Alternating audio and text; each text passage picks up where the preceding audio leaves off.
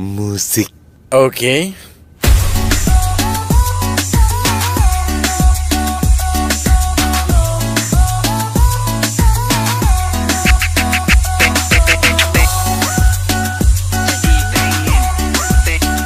Gak pengen minta yang lain? Enggak, ini aja. Cerdas.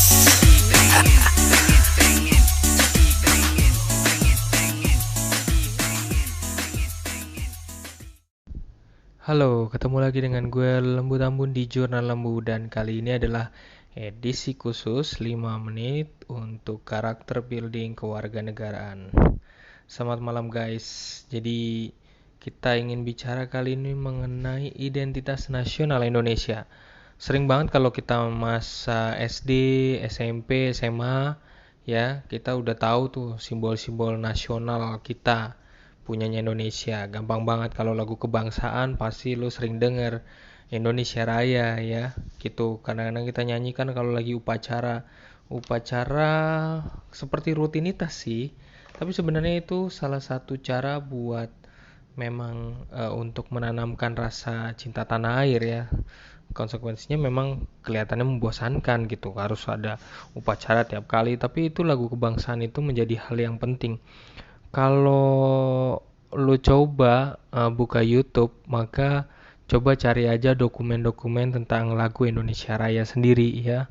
Jadi bisa dari situ kenangan-kenangan itu dibangkitkan. Jadi selama ini kita kan cuman ada warisan dari masa lalu kita untuk menyanyikan lagu Indonesia Raya, dan dengan Anda buka YouTube, ngelihat sendiri bagaimana sejarahnya, bagaimana film lama dulu menyanyikan lagu kebangsaan ini menjadi hal yang penting. Bendera nasional kita merah putih ya. Jadi simbol kita ada simbol bendera nasional merah putih, simbol negaranya burung Garuda. Kalau di waktu di sekolah kita lihat ada burung Garuda ya. Itu kita lihat dengan lima lambangnya ya. Jadi kita di situ simbolnya. Nah, bahasa nasional kita bahasa Indonesia ya. Jadi identitas kita jadi dari lagu, bendera, simbol negara, bahasa, itu menampilkan identitas kita, identitas nasional kita yang terbentuk dari faktor-faktor dari ini pasti dari perjalanan sejarah ya kan. Dari burung Garudanya sendiri aja kepalanya macam-macam, Anda bisa lihat di YouTube tuh. Jadi ada elemen teritorinya, ada sejarahnya, ada budayanya, politiknya. Ini melalui perjalanan yang cukup panjang gitu ya. Identitas nasional untuk orang Indonesia. Identitas nasional tuh konsep yang sangat penting banget. Ibaratnya seorang anak kecil lahir, dia perlu identitas. Identitasnya didapat dari mana? Dia tahu siapa orang tuanya, ayahnya siapa, ibunya siapa, ya. Terus kemudian tanggal lahirnya kapan. Terus kemudian nanti bakal tumbuhnya gemuk atau kurus. Jadi semua identitas itu nampak ya. Semua itu yang disebut identitas gitu. Kasihan juga kalau ada anak kecil yang mau diaborsi atau ditinggal orang tua aslinya ya, jadi merasa kehilangan identitas. Ada, kalau Anda buka lecture note di halaman paling depan, di tengah-tengah ada yang namanya karakteristik identitas nasional. Karakteristik identitas nasional biasanya keluar hal ini di dalam ujian. Contohnya kayak tokoh Smith ya, tokoh Smith di situ. Tokoh Smith di sini kalau saya lihat tokoh Smith itu mana sih nomor 7 dia, Anthony D. Smith tahun 91 dalam National Identity dituliskan bahwa ada diidentifikasi ada 5 karakteristik yang menandakan identitas nasional. Pertama, pasti ada sejarah wilayah dan tanah air. Sejarah wilayah dan tanah leluhur, tanah air ya, kita tanah air kita ada sejarahnya ya. Identitas kita itu terbentuk, yang tadi simbol-simbol tadi itu terbentuk pasti karena ada wilayah dan tanah air, ada ingatan sejarah dan mitos yang sama ya. Lagu kayak yang diturunkan nenek moyangku seorang pelaut lah segala macam ya. Lalu ada simbol juga sebuah kebersamaan di masyarakat ya, common ya. Ada budaya massa publik. Yang keempat, ada hak-hak dan kewajiban yang sama bagi semua anggota ya. Jadi karakteristik identitas nasionalnya kebentuk karena ada hak dan kewajiban yang sama. Dan kelima, ada ekonomi bersama ya, ekonomi masyarakat. Kita semangatnya masyarakat gotong royong. Jadi memang udah gotong royong akhirnya terbentuk juga dalam bagaimana kita arisan, bagaimana kita saling bantu masyarakat, bagaimana saat ini lagi dampak COVID juga bisa dilihat uh, uh, bantu apa di Pak Ganjar tuh aku lupa namanya gotong royong apa itu ada. Lalu hal ini menjadi bentuk ya identitas, menjadi uh, hal yang penting. Nah, di dalam lecture note itu dibahas.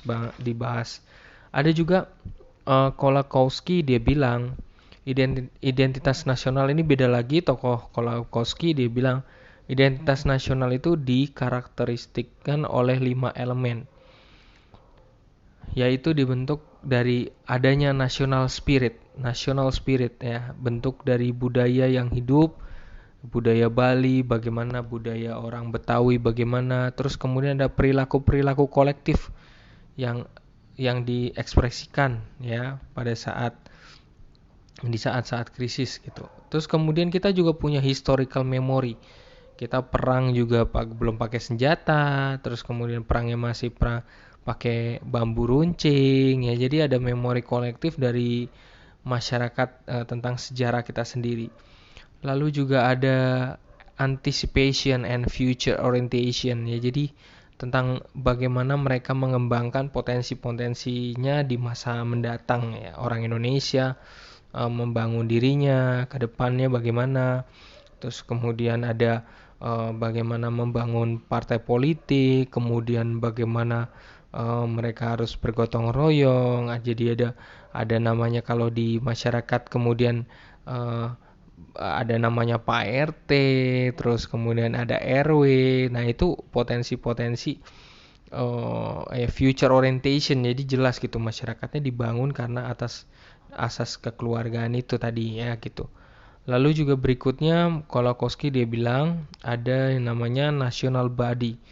Nah, yang mengurus berbagai keperluan yang ada di dalam suatu bangsa nasional, tubuh nasional ya gitu. Jadi ada mungkin kalau nangkapnya di sini adalah ada pemerintahannya, ada organisasi yang tumbuh gitu. Jadi ini menjadi hal yang penting.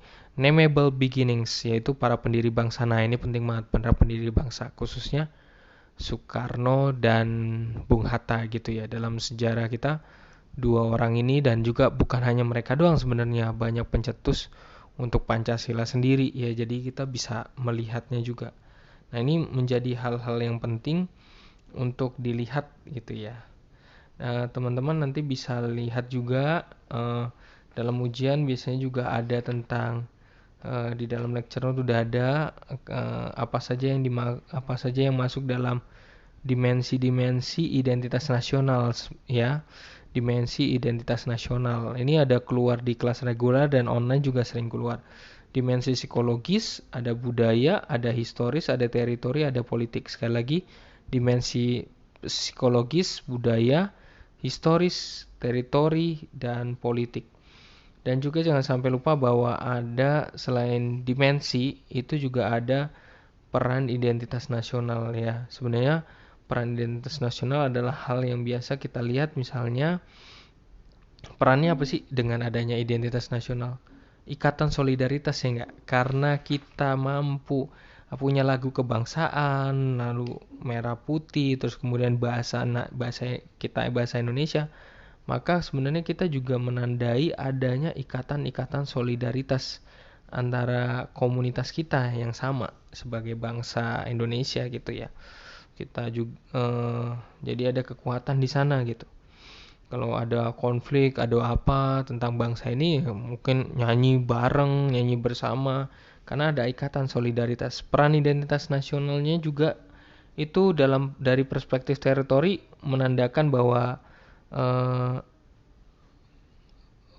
bahwa semua anggota tuh harus harus hidup, bekerja dan berdoa. Nih kurang ini juga ya. Secara ekonomi, nah ada peran untuk ada namanya pembagian kerja, mendorong mobilitas tenaga kerja, terus kemudian mengontrol sumber daya ekonomi ya gitu. Jadi bisa kelihatan juga identitas nasional juga memiliki peran melegitimasi hak-hak dan kewajiban warga negara ya. Jadi karena kita punya kita punya identitas sebagai warga negara Indonesia, maka melegitimasi pula hak-hak dan kewajiban kita sebagai warga negara ya. Identitas nasional, sekali lagi, Indonesia sebagai sebuah bangsa juga memiliki identitas-identitas yang memiliki wilayah kedaulatan yang pasti, sejarah, sistem politik, budaya, dan sistem ekonomi ya. Semoga bermanfaat. Silakan dibaca. Salam dari gua, Lembu Tambun.